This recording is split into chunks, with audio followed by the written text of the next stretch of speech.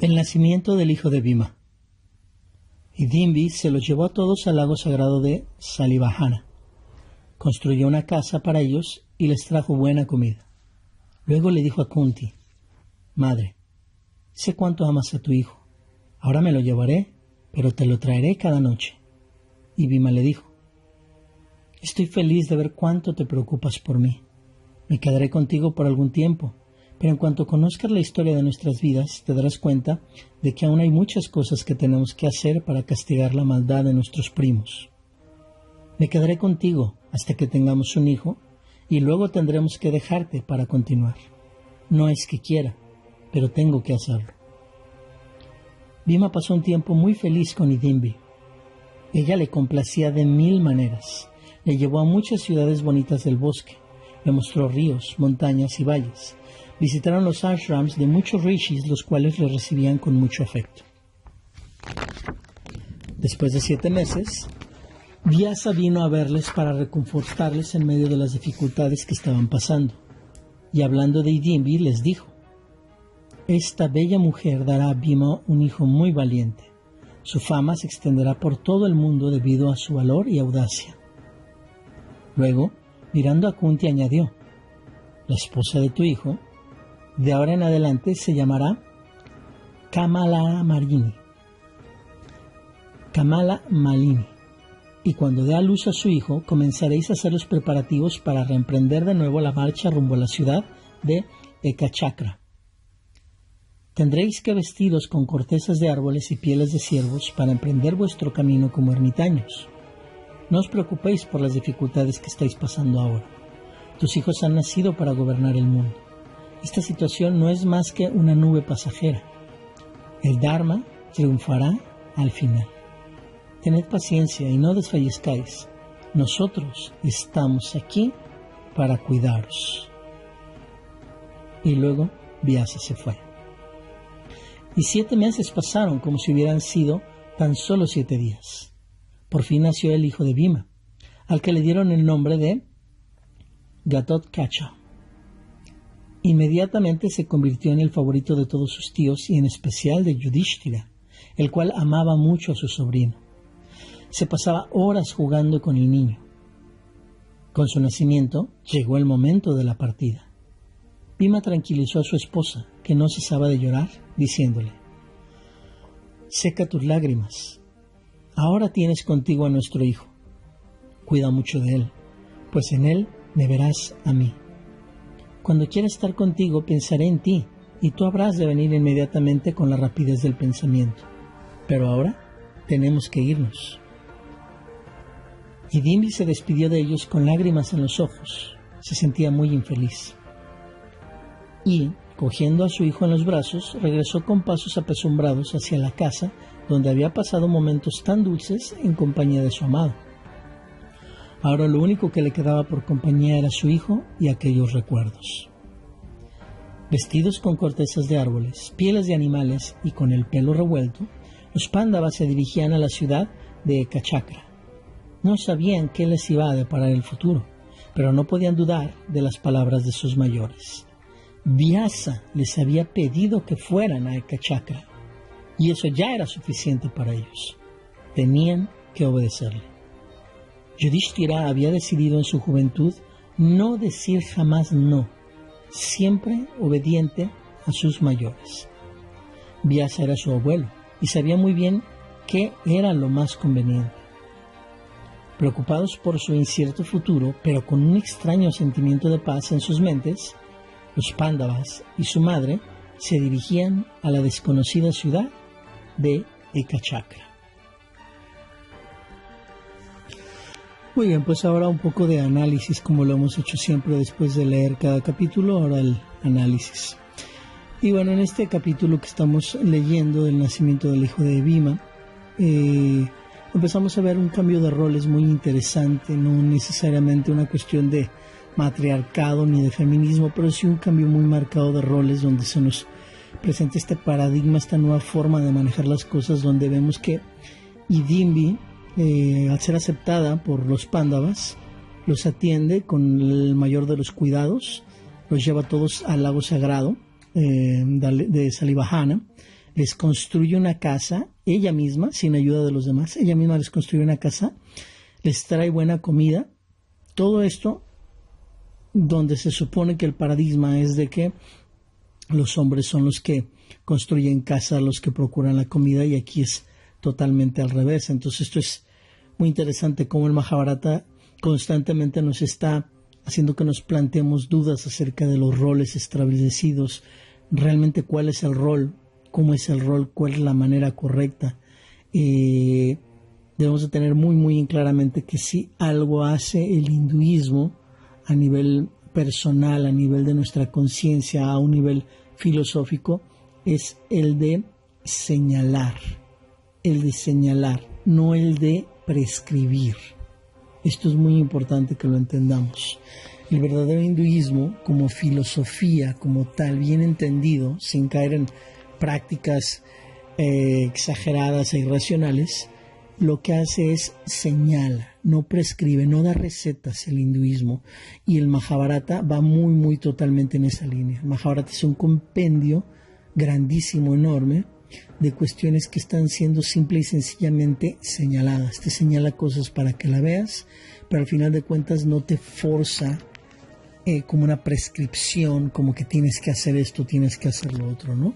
Y en esta cuestión de lo que es los roles del hombre y de mujer, aquí esta parte del Mahabharata está diseñada para llamar nuestra atención hacia esto, la cuestión de los roles, ¿no? Y después pasa algo muy interesante, porque en el video anterior analizábamos cómo Bhima apelaba a las amenazas y a la fuerza a los dos Rakshasas, tanto a Hidimba como a Hidimbi, cuando estaba ahí como peleando con el hermano de la que ahora es su esposa Hidimbi, y amenazándolos y todo, y siempre apelando a la fuerza. Y vemos como ahora ya, al conocerla, estar enamorado de ella, se va a ese instinto de apelar a la fuerza y empieza a apelar a la razón. Lo vemos cuando se comunica con ella de una manera congruente, bien, amorosa, y le dice: sabes que estoy feliz de ver cuánto te preocupas por mí, me voy a quedar contigo por algún tiempo, pero en cuanto conozcas la historia de nuestras vidas te darás cuenta de que hay muchas cosas que tenemos que hacer para castigar la maldad de nuestros primos. Es decir, él la hace totalmente consciente de lo que puede o no esperar de él, de que es una persona que tiene ciertas obligaciones, ciertas cosas que cumplir, a lo cual ella accede porque, bueno, ella estaba muy enamorada de él y simplemente quería estar con él y que fuera su marido, y bueno, si él tenía cosas que atender, fuera y las atendiera y lo hiciera. Bhima habla con ella y hacen el acuerdo de que tendrán un hijo, y después de eso va a tener que continuar. Y bueno, aquí en esta parte del Mahabharata nos están nuevamente, algo que hemos remarcado muchas veces en los videos anteriores, nos están nuevamente hablando y llevando la atención hacia la escala de motivación. Porque Bhima dice muy claramente, no es que quiera, pero tengo que hacerlo. Entonces, esto obviamente es una referencia directa a la escala de motivación, donde obviamente los seres más despiertos siempre toman muy en cuenta su sentido del deber, lo que ellos sienten que es el dharma, el deber, lo correcto, no tanto quedarse atorados con un asunto de qué quiero o qué no quiero, sino qué es lo correcto, qué es lo incorrecto desde mi propia perspectiva, iluminada desde el sí mismo, no desde las ridiculeces de turno de la época. Entonces, bueno, esto se ve aquí muy claramente también entresacado en este capítulo del Mahabharata, ¿no? Y nos describen cómo es que pasaron un tiempo muy feliz ellos dos, tanto Bhima como Hidimbi, visitando ciudades bonitas del bosque, ríos, montañas, valles. Y bueno, esto es una referencia muy clara a vivir el presente, estar viviendo el presente, disfrutando el presente. Durante el día estaban juntos, en la noche ella lo regresaba a sus hermanos a que estuviera con ellos, y era el acuerdo y vivían muy felices con eso. Y bueno, queda muy claro que hay que vivir el presente en todo momento, sabiendo que la única constante es el cambio en todo momento. Ahora nos hablan de que después de 7 meses Vyasa vino a verles para reconfortarles, y bueno, aquí obviamente el 7 es un simbolismo total, el número está usado totalmente como un simbolismo, eso es obvio, ¿no? Y luego nos hablan un poquito más adelante acerca de que cuando se dé a luz al hijo, a Gatotkacha, los Pándavas deben de comenzar a hacer los preparativos para reemprender de nuevo la marcha rumbo a la ciudad de Ekachakra. Y esto es muy claro, obviamente. ¿Por qué no pueden quedarse en un solo lugar? ¿Por qué tienen que reemprender la marcha? Pues es obvio. Si recordamos la historia y contextualizamos lo que está ocurriendo, se supone que ellos están muertos.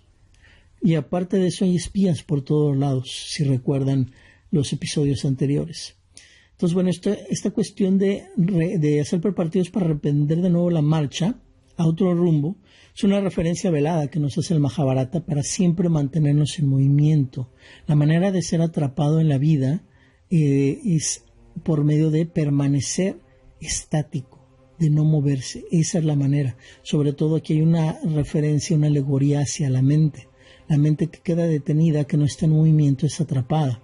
La mente que está siempre en movimiento, que cambia de rumbo, que se plantea nuevos paradigmas, nuevas formas, nuevas posibilidades, nuevos modelos mentales, siempre tiene la capacidad de poder vivir, no estar muerta y liberarse de todos los espías que quieren atraparla. Entonces aquí tenemos referencias muy claras de todo este tipo de situaciones.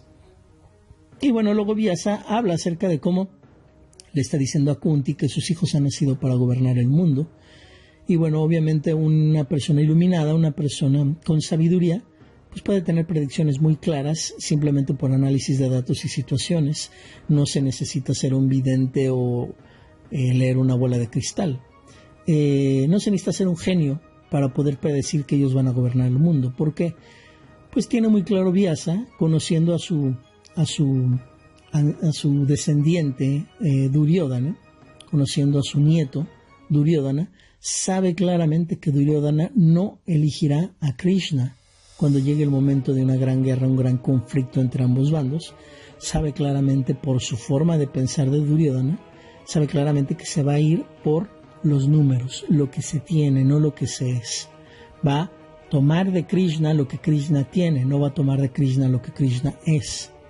Entonces, es obvio esa predicción y obvio que al no elegir a Krishna, pues va a perder la guerra, porque sabe claramente que los Pándavas, dentro de todas sus deficiencias que tienen y dentro de todos sus errores, si algo sí tienen a su favor es el hecho de poder reconocer a Krishna, en este caso como guía, como persona, que a ellos les interesa, que les dé consejo, escuchar lo que tiene que decir y ayudarlos a guiar su vida. Entonces, si alguna vez se lo preguntaron por qué de repente los sabios hacían de repente este tipo de predicciones, pues es muy fácil. Es como cuando en nuestra vida nos encontramos con sabios maestros que por cuestiones de ego no queremos reconocer, porque claro, el ego nunca le gusta reconocer a nadie externo como maestro, pero es por eso por lo cual de repente no hacemos caso a las predicciones que nos hacen estos verdaderos maestros, no los falsos, sino los verdaderos acharya, los verdaderos maestros, porque el ego no nos deja aceptar que realmente son personas que tienen un claro entendimiento y siempre terminamos queriendo realmente conocer las cosas por nuestra propia experiencia y muchas de las veces nos damos caídas y golpes en la vida por no escuchar al maestro, y bueno, todo eso es una cuestión de ego, ¿no?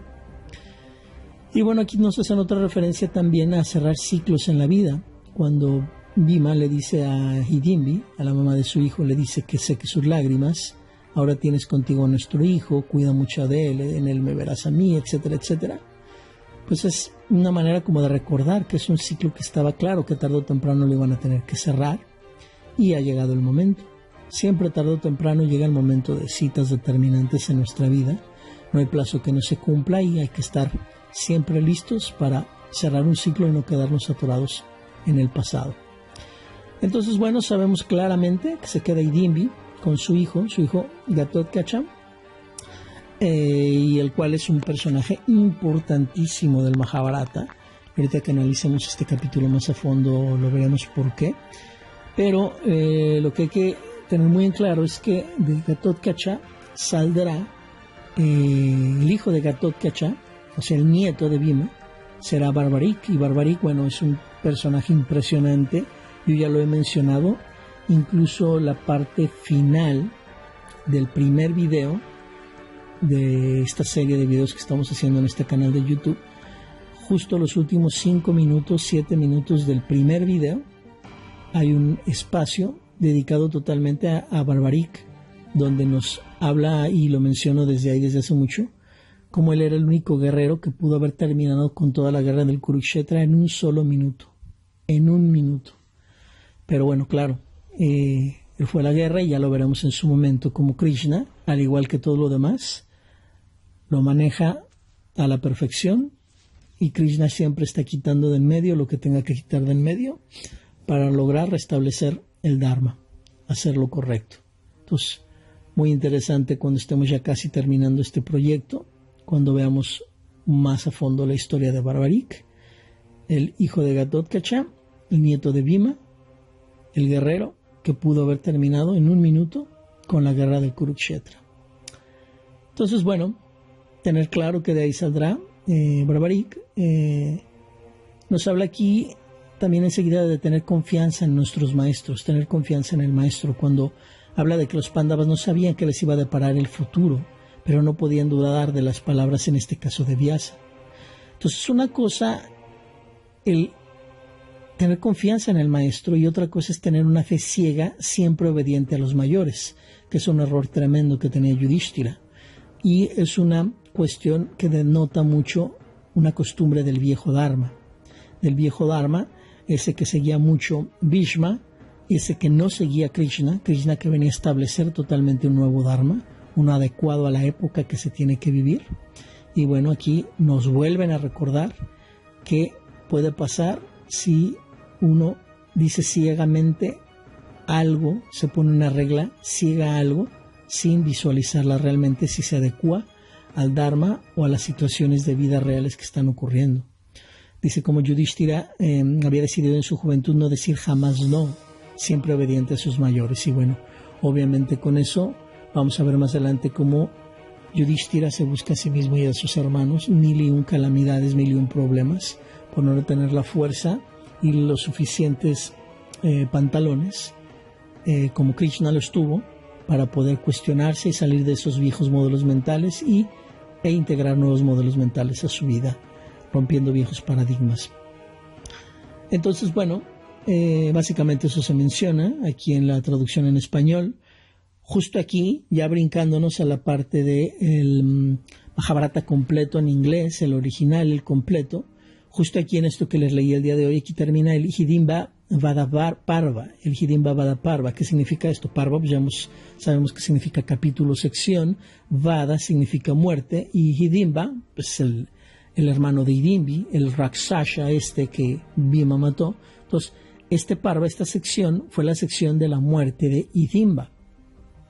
Aquí termina.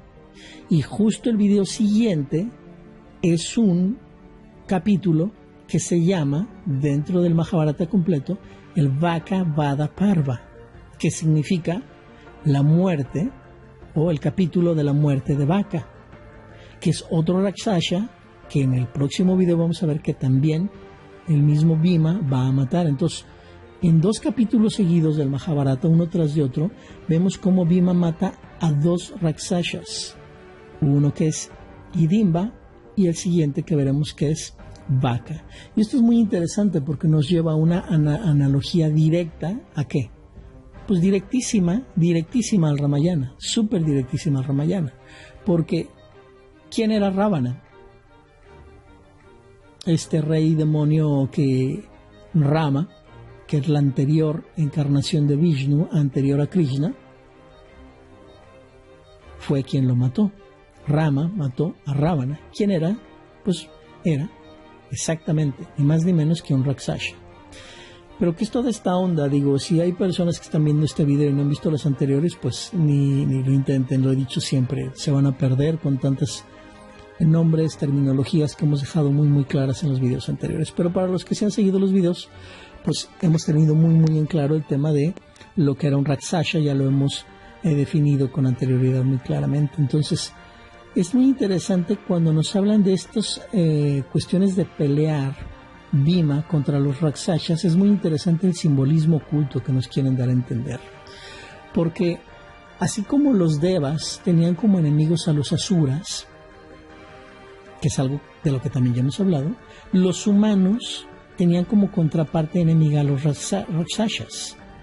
Es lo mismo, así como el Deva tiene como enemigo a los Asuras, el humano tiene como enemigo al Rakshasa. Entonces es muy interesante esto. ¿Por qué? Porque el Rakshasa representa la brutal ley de los peces, la ley de la selva, diríamos acá en Occidente, ¿no? La ley de los peces, la ley del bosque.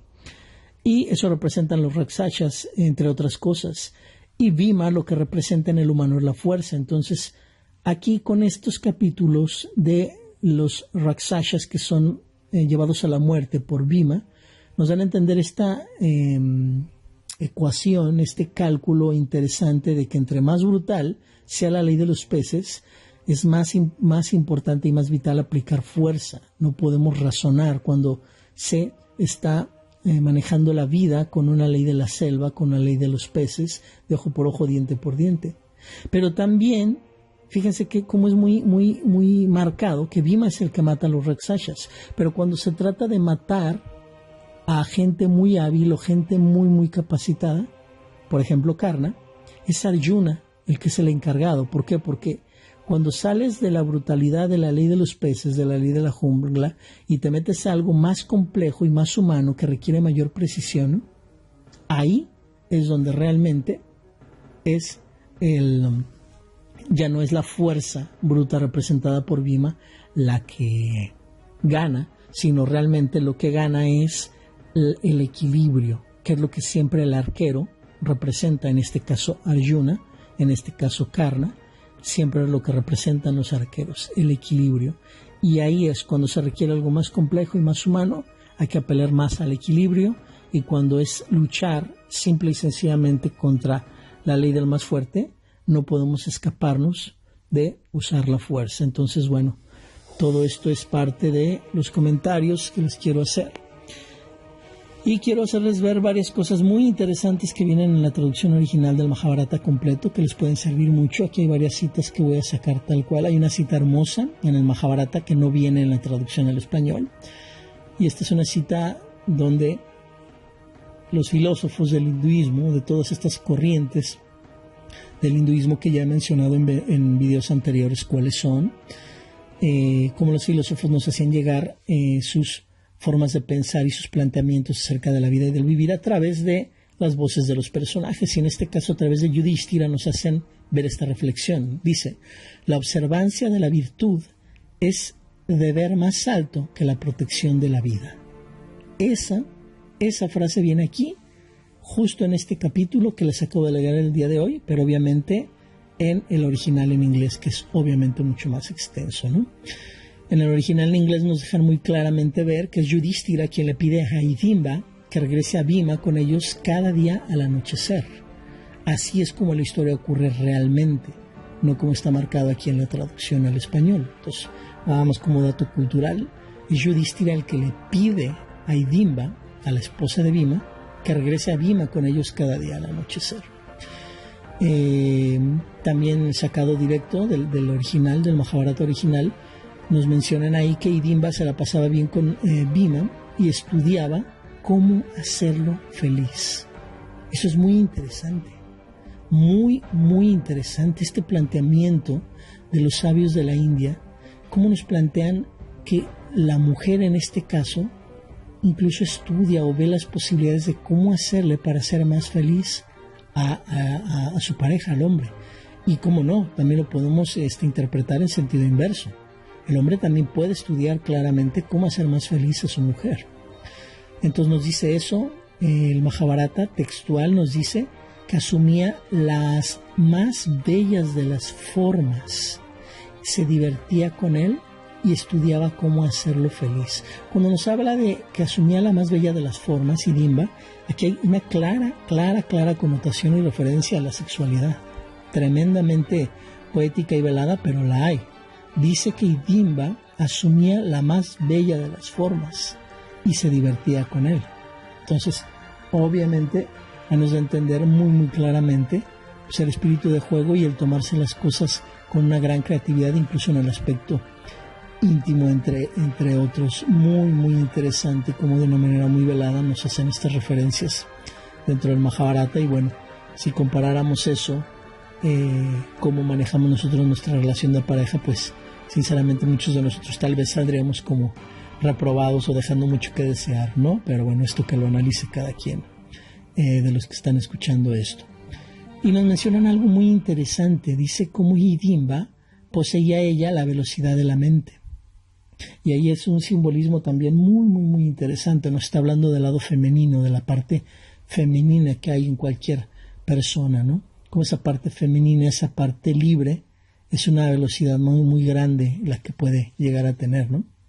Luego el Mahabharata original nos habla acerca de cómo con el tiempo nació su hijo. Y lo describen, y lo digo textualmente, como un gran arquero. No había nada humano en él. De hecho, aquí en este video les he estado poniendo la imagen que ha estado saliendo todo el tiempo en el video. Pues obviamente es la de Gatotkacha. Obviamente esa es su representación. Dice el Mahabharata original, era un gran arquero, no había nada humano en él. Excedía en fuerza y logros a todos los Rakshasas y a todos los Pisachas. Los Pisachas son los demonios carnívoros.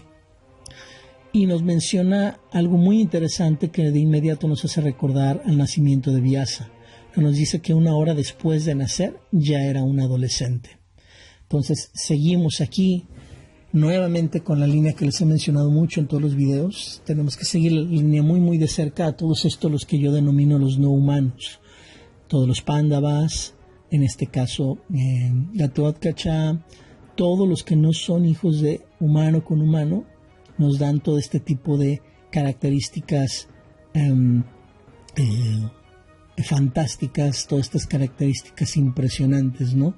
Al igual que Vyasa, en cuanto nació ya era un adolescente y era plenamente consciente y se fue siendo un adulto. Aquí hacen esta misma analogía y es muy interesante recordarlo en este momento, ¿no? Que es algo que nos hace recordar inmediatamente a la historia del nacimiento de Vyasa. Y bueno, ¿qué significa Gatotkacha? Porque bueno, todo tiene un significado, ¿no? Gatotkacha significa el cabeza de cuenco de agua. ¿Por qué? Porque era calvo. Era calvo, o sea, nació y al cabo de 1 hora ya era un adolescente y un adolescente totalmente calvo. Y por eso le pusieron Gatotkacha, que significa cabeza de cuenco de agua, ¿no? Y bueno, mencionan en el Mahabharata original cómo se despiden todos, a 1 hora después de nacer, ya era un adolescente, se despiden, y mencionan algo muy interesante. Dicen que Hidimbi se fue a donde quiso, estoy diciéndolo textualmente como viene en el Mahabharata original. Dice, ella se fue a donde quiso y Gatotkacha se fue hacia el norte. Y nuevamente, insisto, todo este tipo de cosas no son a lo tonto ni nada más porque se le ocurrieron a alguien. Recordémonos que el Mahabharata es una poesía épica y una poesía, y ahí está cargada por todos lados de simbolismos y de alegorías y de referencias. Entonces, cuando nos hablan de que Hidimbi se fue a donde quiso, no están hablando de la libertad del sí mismo, como el sí mismo es libre para ir en cualquier dirección. Pero él, como tiene poco de nacido, él se va hacia el norte. ¿Qué representa el norte? Pues obviamente siempre es el crecimiento, siempre es ir en búsqueda del sí mismo, ir apenas en el desarrollo de estos 10 toros del Zen, apenas ir en camino de eso. Si hablamos de los toros del Zen, si hablamos del viaje del héroe, también es empezar a emprender el viaje del héroe. Si hablamos acerca de la parábola del hijo pródigo, también es apenas salir, ir hacia el mundo. De todo eso nos habla el tema de que Gatotkacha se fue hacia el norte, mientras Hidimbi se fue a donde quiso. Y esto nos habla mucho también de nuestra vida. Cuando ya hemos trabajado en nosotros mismos y hemos crecido, podemos ir a donde sea, pero mientras no sea así, siempre es hacia el norte, hacia el crecimiento, hacia donde debemos de ir.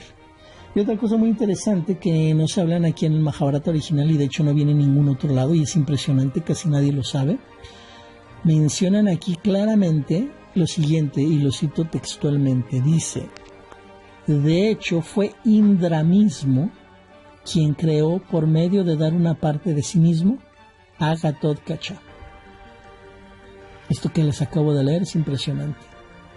Prácticamente nadie lo sabe.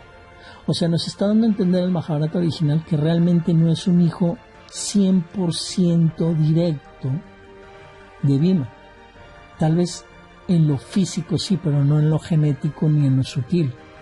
Dice, fue Indra mismo quien creó por medio de dar una parte de sí mismo a Ghatotkacha. Y esto es muy interesante porque de inmediato esto nos hace ver que Ghatotkacha es más hermano de Arjuna que hijo de Bhima, porque Arjuna es una encarnación, una parte, por así decirlo, de Indra, así como Karna es una parte o una pequeña encarnación o salido de una parte de Surya. Entonces todo esto es muy, muy, muy interesante. Esta es una alegoría, una referencia a cómo, al igual que Karna es una porción del mismo Surya, etcétera, así como Arjuna es una porción del mismo Indra, así como Ghatotkacha es una porción del mismo Indra, al igual que a través de los genes, todos los hijos son porción de sus padres. Esto es muy interesante, muy, muy interesante. Y aquí hay algo más muy interesante también que abordar. ¿Por qué Indra mismo creó a Ghatotkacha? Y lo dice, y lo voy a citar textualmente, dice, para que fuera un antagonista adecuado de Karna, quien tenía energía sin rival, y como consecuencia del dardo que le había dado a Karna. Fin de la cita textual. ¿Qué les acabo de leer? Es impresionante esto. O sea, desde mucho antes que se desarrolle la guerra, Indra ya está poniendo soluciones a los problemas que se van a presentar. Es decir, como sabe que en el futuro va a tener que ir a pedir a Karna su Kavacha y sus Kúndalas, y le va a dar el Shakti, este dardo, con el cual puede matar a Arjuna.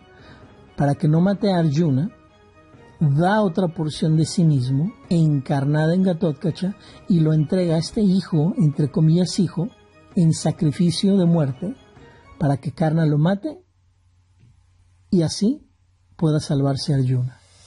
Y esto es impresionante porque, insisto, casi nadie ha leído el Mahabharata original y casi nadie sabe este tipo de pequeños, grandes detalles.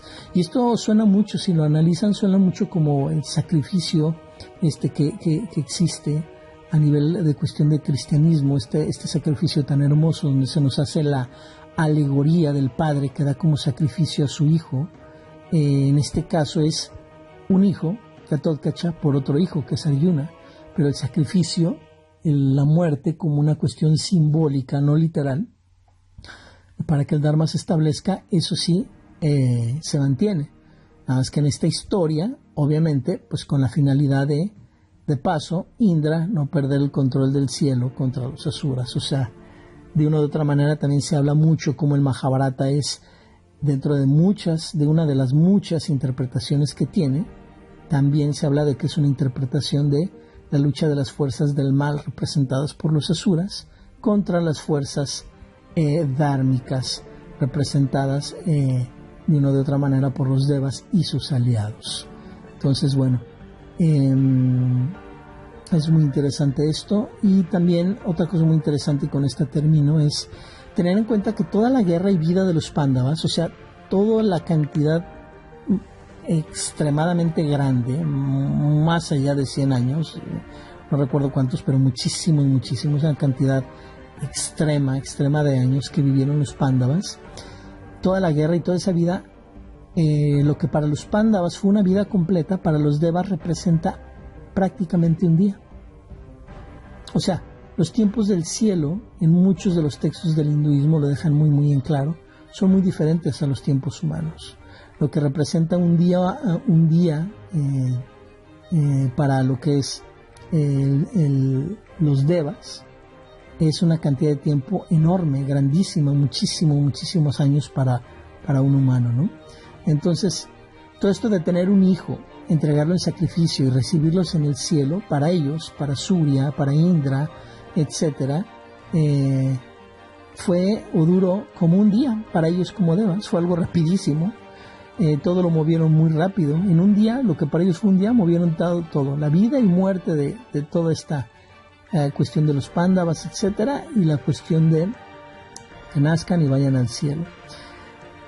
Para Krishna, como Vishnu, para Krishna, viéndolo como Vishnu, todo esto fue un abrir y cerrar de ojos. O sea, si para los devas es como un día, para Vishnu es como un parpadear. ¿Por qué? Porque los tiempos son diferentes dependiendo del nivel de conciencia, dependiendo de la cantidad de horizonte que pueda ser observado. Y obviamente, insisto, para Krishna como Vishnu, desde la perspectiva de él como Vishnu, fue un abrir y cerrar de ojos. Pero para Krishna, siendo él mismo, siendo él este avatar, este descenso, esta parte humana de Krishna que vivió, que lloró, que gozó, que amó, que sufrió, este periodo fue una vida entera. Entonces, es muy, muy, muy, muy revelador este tipo de cosas. Y bueno, nos menciona también cómo se hace mucho énfasis en que los Pándavas iban vestidos con cortezas de árboles y pieles de animales. Todo esto es insistir en el tema de que ellos deberían de no parecer reyes, no aparentar nada, porque, insisto, ellos debían de pasar de incógnitos, se supone que estaban muertos. Nos hablan aquí en el Mahabharata original de cómo solían estudiar los Vedas, los Vedangas y las ciencias de moralidad y política. Nos menciona que los Pándavas tenían mucho esa costumbre. En este periodo de vagar conocieron el reino de los Matsyas, de los Trigartas, los Panchalas y los Kichakas. Muy interesante porque todo eso a ellos les va a hacer conocer a mucha gente de primera mano, lo cual es extremadamente importante. Ver las cosas a primera mano y natural, no a través de estar siempre metido en la sociedad, con todas las mentiras de la sociedad, atrás de un palacio, que es lo que los primos, los Kauravas, hacían. Y insisto, estamos analizando cosas que vienen en el original en inglés completo del Mahabharata. Nos describe que el Mahabharata cómo se encuentran con Vyasa. Vyasa les dice que ya sabía de lo que les hicieron sus primos y les dice: vengo deseoso de hacerles un gran bien. Y aquí nos dice algo que podemos aplicar los que estamos escuchando en este momento, algo muy importante en nuestra vida. Les dice: no caigan en lamentaciones por lo que les ha ocurrido. Sepan que esto es para su felicidad. Esto es muy interesante si tú que me estás escuchando en este momento realmente lo reflexionaras.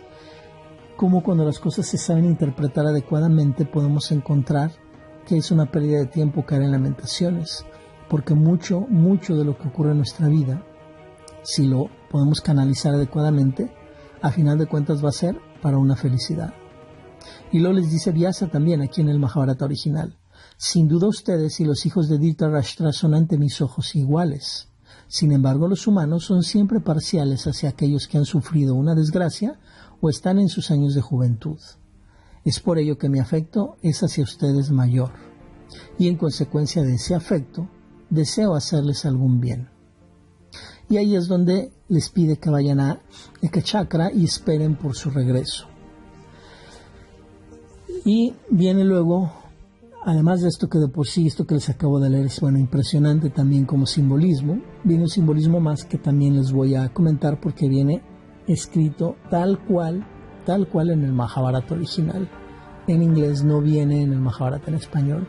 Le dice Vyasa a Kunti: este hijo tuyo, habiendo a través de su justicia conquistado el mundo entero, gobernará sobre todos los demás monarcas de la tierra. Y estos hijos tuyos reinarán su reino ancestral, manteniendo a sus amigos y familiares en el lujo, la afluencia y la felicidad. Por medio de adaptarse al país y la ocasión, tendrán éxito en lograr la felicidad. Y Vyasa regresó por donde vino. Y ahí terminó de leerles textualmente lo que viene en el Mahabharata en inglés. Y bueno, todo esto último es brutal, tremendo, si lo analizáramos.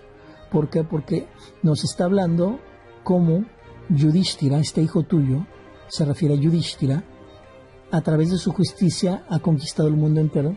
Cuando habla de Yudhishthira, acuérdense que se refiere a Bodhi, se refiere al intelecto. Eso ya lo hemos cubierto muy claramente en otros videos. Nos habla como de cuando estamos autogobernados nosotros por la conciencia y el intelecto, si obramos con justicia, podemos conquistar todo lo que está a nuestro alrededor.